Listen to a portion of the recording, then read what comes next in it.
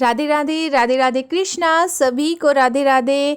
तो आप सबने कहा था मुझसे एकादशी के बारे में जानना चाहा कि एकादशी को चावल क्यों नहीं खाते। उस दिन कान्हा जी के लिए ठाकुर जी की हम सेवा करते हैं, तो विशेष स्पेशल क्या करें, कैसे नियमों का मतलब पालन करें। तो मैंने वो आचार्य जी से समझा, उन्होंने मुझे बताया। तो सबसे पहले तो हम ये जान लेते हैं कि हम एकादशी को चावल क्यों नहीं खाते हैं। उस मतलब मेधा ऋषि नाम के ऋषि हुए हैं, जब उन्होंने अपने शरीर का त्याग किया था।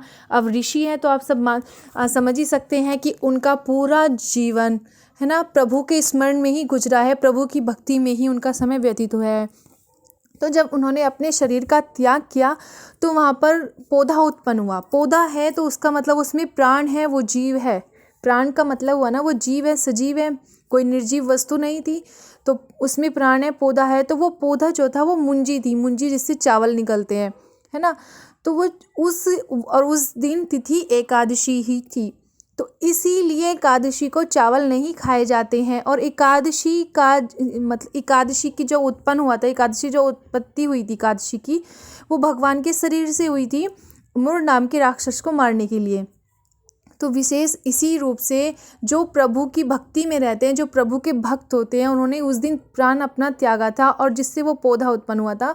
तो उस दिन चावल का प्रयोग इसलिए वर्जित माना जाता है, इसलिए निषेध माना जाता है कि एकादशी और एकादशी से एक दिन पहले यानी दशमी और एकादशी को चावल नहीं खाए जाते हैं। द्वादशी को चावल विशेष रूप से बनते हैं।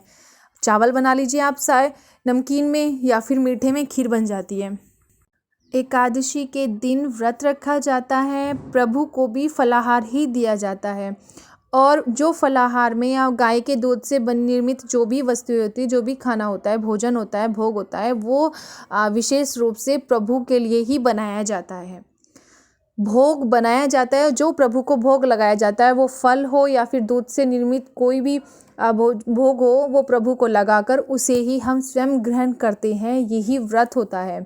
दूसरा, व्रत में ये नहीं है कि आप पूरा दिन भूखे रहिए या फिर आप पूरा दिन कुछ ना कुछ फलाहार में खाते रहिए, ये व्रत नहीं होता है। व्रत एक संकल्प होता है, व्रत एक प्रतिज्ञा होती है कि हमें अपने अंदर ये अच्छी आदत ग्रहण करनी है और इस बुरी आदत को हमें त्याग करना है। सबसे पहला जो व्रत का नियम होता है वो यही होता है कि हमें कुछ अच्छा अपने अंदर लेना होता है और अपनी कोई गलत आदत त्याग करनी होती है, जो दोबारा हम ऐसा ना कर पाएँ।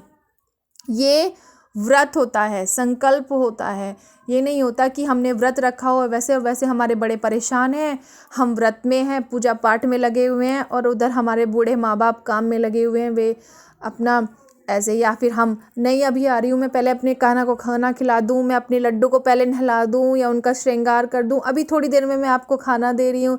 ये थोड़ी ना व्रत होता है कि आप भगवान की भक्ति में लगे हुए हो, उधर आपके माँ बाप परेशान हो रहे हैं, वो आपको आवाज़ लगा रहे हैं, उन्हें पानी चाहिए, उन्हें खाना चाहिए, है ना। तो इस तरीके से ये व्रत नहीं होता। इससे तो आप भगवान की सेवा मत करो। सबसे पहले सेवा हमारे पेरेंट्स होते हैं, जिनकी वजह से हम आज दुनिया में हैं या जिनकी वजह से हम उन प्रभु से जुड़ रहे हैं, जिनकी पूजा के लिए हम उन्हें छोड़ रहे हैं, है ना। तो सबसे पहले हमारे पेरेंट्स हैं। जब तक हम अपने भगवान की मन से दिल से नहीं करेंगे ना, अपने माता पिता की, तब तक हम भगवान हमारी उस पूजा को स्वीकार कर ही नहीं सकते। क्योंकि माँ बाप ही तो हैं जिन्होंने हमें ये संसार दिखाया है ना। तो सबसे पहले हमारे लिए तो हमारे भगवान, हमारे पेरेंट्स ही हुए, तो जिनकी वजह से हम इन संसार में हैं और जो हमें इतने अच्छे अच्छे कर्म करने को मिल रहे हैं, हमें भगवान के दर्शन हो रहे हैं, भगवान की सेवा में लगे हुए हैं, वो उन्हीं की वजह से ही तो हैं। और जिनकी वजह से हम हैं, अगर हम उन्हें सबसे पहले नहीं रखेंगे, भगवान को सबसे पहले रखेंगे, तो भगवान हमारी पूजा एक्सेप्ट बिल्कुल भी नहीं करेंगे। व्रत का मतलब यही होता है कि हमें अपनी गंदी आदतों को, अपनी जो गलत आदत है उन्हें अपने शरीर से त्यागना, उन्हें बिल्कुल ही अपने शरीर से अलग कर देना, भगवान के स्मरण में रहना, अपने बड़ों के साथ आदर से व्यवहार करना, हमेशा उनके आज्ञा का पालन करना। इसलिए हमारा कभी भी कोई भी व्रत होता है, फेस्टिवल होता है, तो उस दिन ये चीज़ें नहीं बनानी चाहिए। अब जैसे आप एकादशी को चावल निषेध हुए, है ना, चावल वर्जित है, चावल नहीं बनाने चाहिए, है ना। उसके लिए भी तो यही कि उस दिन प्रभु के भक्त ने अपने प्राणों का त्याग किया था और उससे वो पौधा उत्पन्न हुआ था, है ना। तो ये चीज़ें होती है। और एक चीज़ मैं आप सबको बताना चाहती हूँ कि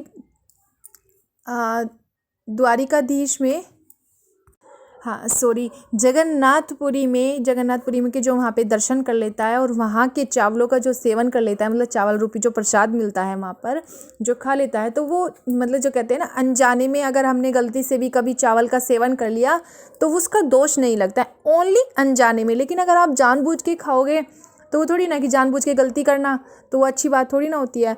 लेकिन वहाँ से मैं अभी आपको दिखाऊंगी, वहाँ से ना प्रसाद में चावल भी मिलते हैं, चावल की पोटली मिलती है जो हमारे घर पर भी है। और तो अगर आप उस चावल को, जैसे घर पर बर्थडे पार्टी हो जाती है, रिसेप्शन होता है, शादी होती है, तो विशेषकर चावल ज़रूर बनते हैं, बिना चावल के मतलब भोजन नहीं बनता है। तो तब अगर 2 दाने उस चावल के डाल लिए जाए जो जगन्नाथपुरी के प्रसाद में मिले हुए आपको प्रसादी चावल है, तो उसे खाने से भी दोष नहीं लगेगा। देखो, अगर हम जानते हैं कि आज एकादशी है और जानबूझकर हम कहीं भी या घर पर चावल बना लिए, कहीं भी हमने खा लिए, तो जानबूझकर गलती करोगे तो उसका तो आपको पता है। लेकिन अगर आप अनजाने में खा लेते हो, तो वहाँ पर खाया हुआ प्रसाद जगन्नाथपुरी का, या फिर जो आपके घर में चावल है, वो अगर आप, वो भी विशेष दिनों में, जैसे मैंने बताया कि शादी हुई, शादी होती है या जन्मदिन, रिसेप्शन पार्टी, कुछ भी होता है, चावल बनते ज़रूर है। तो अगर आप 2 दाने उन प्रसाद के डाल लेते हो, तो उन चावल का खाए हुए का आपको दोष नहीं लगेगा एकादशी के दिन ना। तो ये है एकादशी के बारे में। और आप अच्छे से अपने लड्डू गोपाल जी का श्रृंगार कीजिए, आप खुद भी फलाहार ग्रहण कीजिए अगर आप व्रत रखते हैं तो, और प्रभु को भी फलाहार ही रखिए। और जो प्रभु को फलाहार दिया जाता है, जो उन्हें भोग लगाया जाता है, वही हमें प्रसादी रूप में पाना होता है, वही हमें ग्रहण करना होता है। तो अब ये देखिए, ये वो पोटली है जो जगन्नाथपुरी से प्रसादी रूप में मिलती है। वहाँ पर ये 2 पोटली आई थी जब आचार्य जी गए थे वहाँ पर। तो ये पोटली, एक पोटली हमने रखी हुई है और एक पोटली की मेरे पास रहती है हमेशा मेरे बैग में। तो ये आज मैंने आप सबको दिखाने के लिए निकाली है। इसमें से थोड़े से चावल हम निकाल चुके हैं। तो जैसे शादी विवाह होते हैं ना, तब तो मतलब चावल बनने ही होते हैं, बिना चावल के भोजन तो नहीं होता ना। तो उस दिन आप विशेष रूप से इसमें 2 दाने डालकर लगाइए, तो आप एकादशी में चावल खाने का दोष नहीं लगेगा।